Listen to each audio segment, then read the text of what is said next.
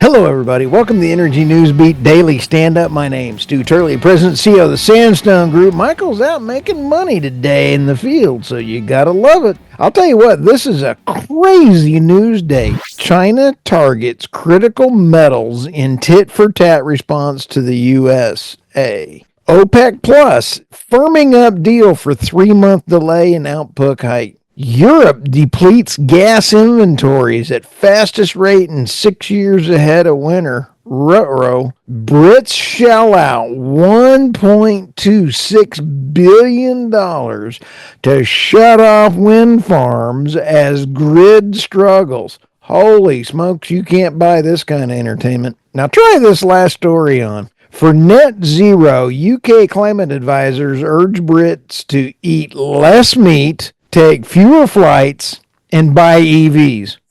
China targets critical metals in tit-for-tat response to the USA.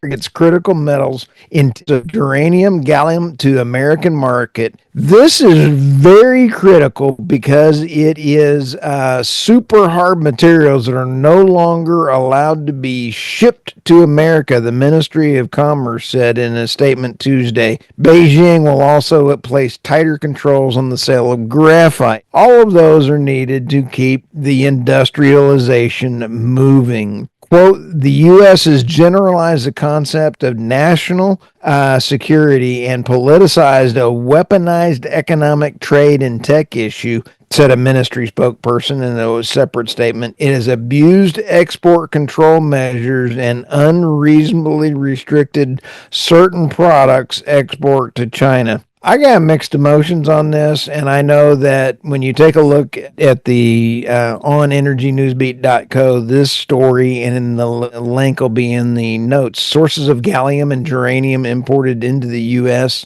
China is 50% of those critical minerals, and this is going to be a big deal. It's been a while, and I'll tell you, President Biden did not do the United States any favors by his very bad foreign policies, and now President Trump is coming in and having to clean it up. The consumers will be paying for this. And in fact, tariffs are not all that bad when you are used correctly. And I'm all in on how President Trump is managing this process. Let's go to the next story here. OPEC is firming up a deal for 3-month delay to output hike. Delegates say no opposition has emerged so far to the proposal. Ministers will meet online on December 5th to seek formal agreement. OPEC is making progress toward an agreement to delay its oil production revival by another 3 months. We saw a little bit of a spike in the oil prices today.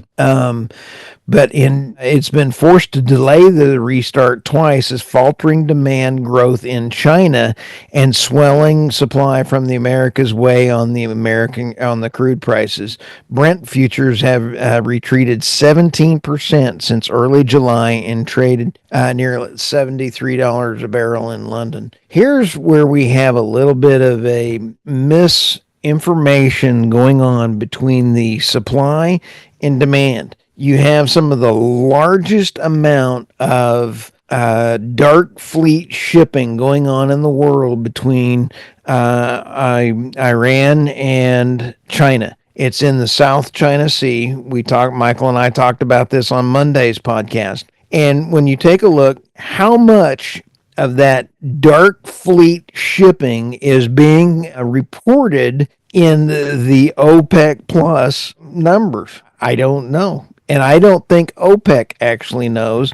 So when I say they're going to curb in and bring in their production numbers, I don't think they actually know what everybody is producing because of the dark fleet. The Biden-Harris administration weaponization of the U.S. dollar has caused OPEC and OPEC Plus some huge issues in trying to maintain the balance of power around the world in the oil prices. It's a bit of a problem. So I personally think we will see some of the folks I follow on X. They think that we are really going to be at that $70 range for oil for quite a while. I don't think so. I think we're going to be in that 80 to 85 range because there is not enough money being put into investment and there's not enough drilling going on. So let's go to the next story. Europe depletes gas inventories at a fastest rate in 6 years ahead of winter. Holy smokes. This article is from Irina Slav, and she is fantastic. I had the opportunity of visiting with her on Monday on the Energy Realities podcast, and she and David Blackman and Tammy Nemeth are rock stars. Europe is depleting its natural gas reserves at the fastest rate in 6 years as still winter and low temperatures combine to challenge the continent's transition away from hydrocarbons and delay it. The EU total gas storage stands at 85.47%, withdrawals at let's see here, and withdrawals happening. A cold snap across the Atlantic has intensified and markets tightness. We're seeing that the green energy policies in the EU and in Germany, especially in Germany, have deindustrialized, and in the UK, green energy policies equals deindustrialization. Deindustrialization equals bad economies. Bad economies get you a whole new election cycle.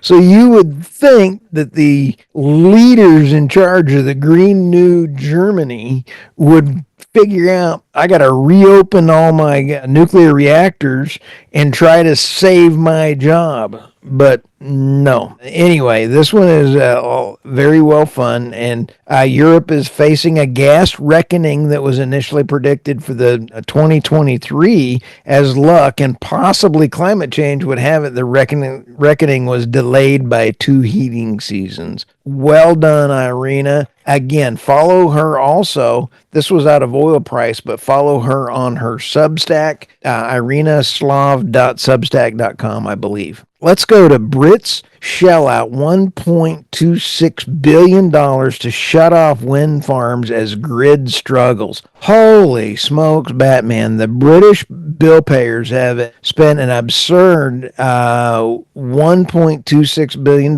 that's 1 billion pounds, in a temporary switch off of wind turbines this year as the grid struggles to cope with their power. The amount of wind power curtailed the first 11 months stood at 6.6 gigawatt hours, according to official figures, up from 3.8 gigawatt hours in the whole last year. Curtailment is when wind turbines are paid to switch off at times of high winds to stop a surge in power and overwhelming the grid.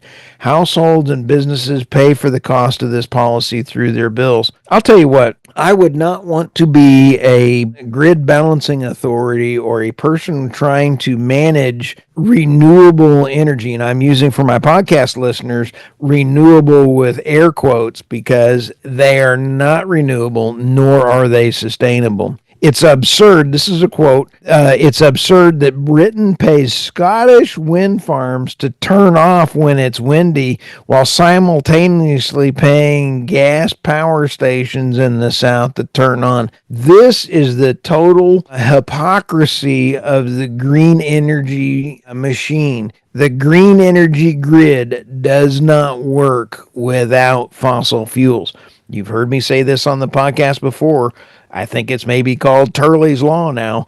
The more we put money we put into renewable energy, the more fossil fuels we will use. Kind of like the more money that you put into fossil fuels, the more deindustrialized you will be as a country, and the failure happens. So anyway, pretty good story there. This other one, the poor UK. For net zero, UK climate advisors urge Brits to eat less meat, take fewer flights, and buy EVs. Brits will have to fly less, eat less, and use public transportation more often to hit net zero goals. Net zero is actually nothing more than a wealth transfer proposition and keeping Kerry and all his climatologists panicking in money. In terms asked at the Commons Environmental Audit Committee, to what extent will individual behaviors be needed? James Richardson, director of analyst at the ACCC, said, in terms of the analysis we've done, about 10% of emissions of reduction to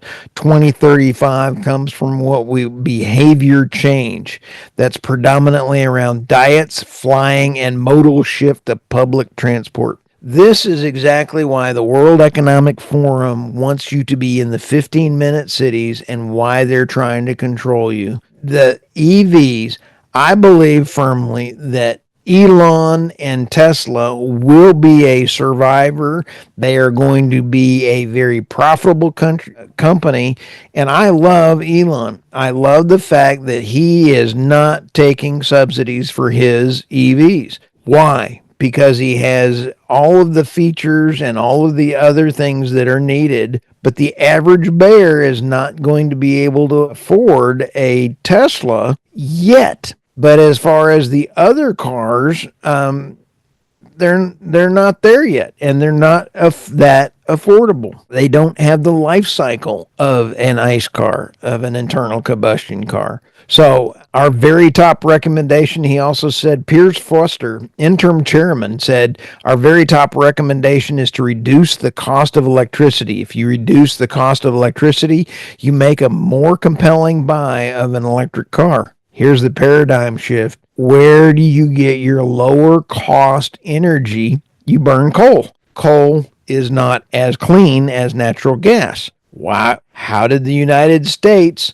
lower all of its CO2 output? It replaced coal power plants with natural gas. How did China increase its by 200% over the last several years? It started opening up all forms of energy, including wind, solar, lots of coal plants. So net zero is nothing more than a scam, and it's going to be a problem for folks. There is going to be more revolts against net zero coming around the corner. Low cost energy, and we can do this. We can do low cost energy with the least amount of impact on everyone on the planet, and let's end energy poverty, but let's do it through proper use of deployment of a good solid grid, and we would be able to have low cost power for everyone. So with that, hey, like, subscribe. If it is tax season, it's coming up into the end of the season, and if you are like me, I don't like paying taxes. I'm getting about 32% on my investments in oil and gas, and I've partnered with a firm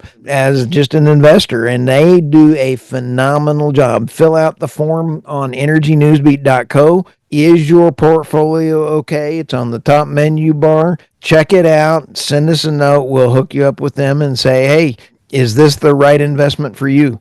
As always, I do not give investment advice. Check with your CPA and see if it's right for you. Have an absolutely wonderful day, and I look forward to seeing you next time.